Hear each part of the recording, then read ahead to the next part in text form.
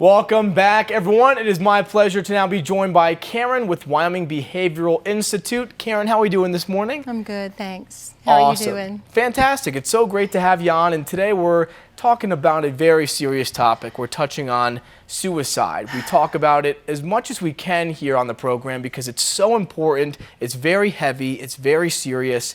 Karen, where do you want to start out in terms of suicide talk? You know, I think I'd like to start out by saying that it's sometimes difficult to talk about. Yep. And it's sometimes difficult to hear. And so, you know, there's a suicide helpline, 800-273-TALK. Okay. And I think people should write this down and kind of keep it in case they need it. You know, 10 million people in 2016 thought about killing themselves. Wow. Whew. And in 2018, Wyoming lost 150 of their loved ones. And just to put that in perspective, we've had 37 deaths from COVID so far this year, according to what was printed last week. So suicide affects about 115 people for every person that kills themselves. And so this leaves a lot of scars, a lot of hurt feelings. And although I don't want to trigger anybody to feel bad this morning, it's important to realize this is about us. This isn't about somebody else, somewhere else. This is about the people living in Wyoming. Absolutely. You know? Yeah, those numbers are staggering. I mean, when you break it down like that, it's so serious, and talking about it, definitely a plus because it helps people get through it. Right. I think it's important that we learn some of the risk factors. Yes. What are those? So some of the risk factors that we can help mitigate would be like alcohol abuse and drug abuse. So we know that substance abuse raises the risk to actually act on suicidal thoughts a great deal. And 20% of people in Wyoming are binge drinkers, drinking to the point that they're more impulsive, they're not thinking through things. Sure.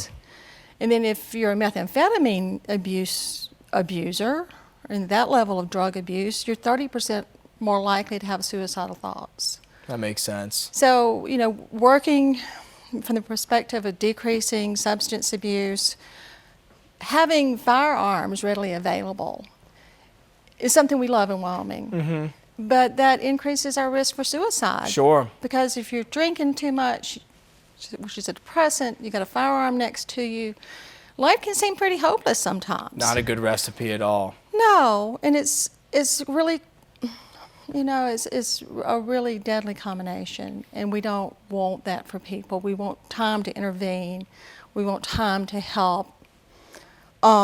Stressful life events is another one right now that concerns me because I think we're all under a level of stress that is not normal for anybody.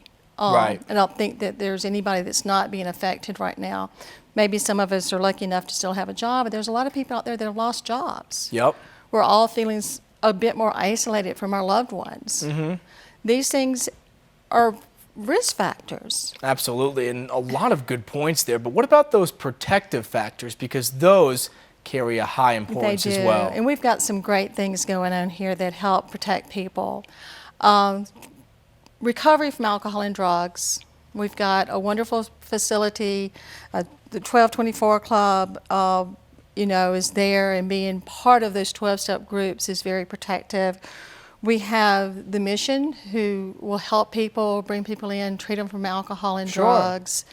You know, locking up your firearms, religious organizations. Some of the things we sometimes don't have much influence over is having an intact marriage, caring for children, being employed. Right. You know, we'd all like to be employed, and that protects us, but sometimes that's not something we can control.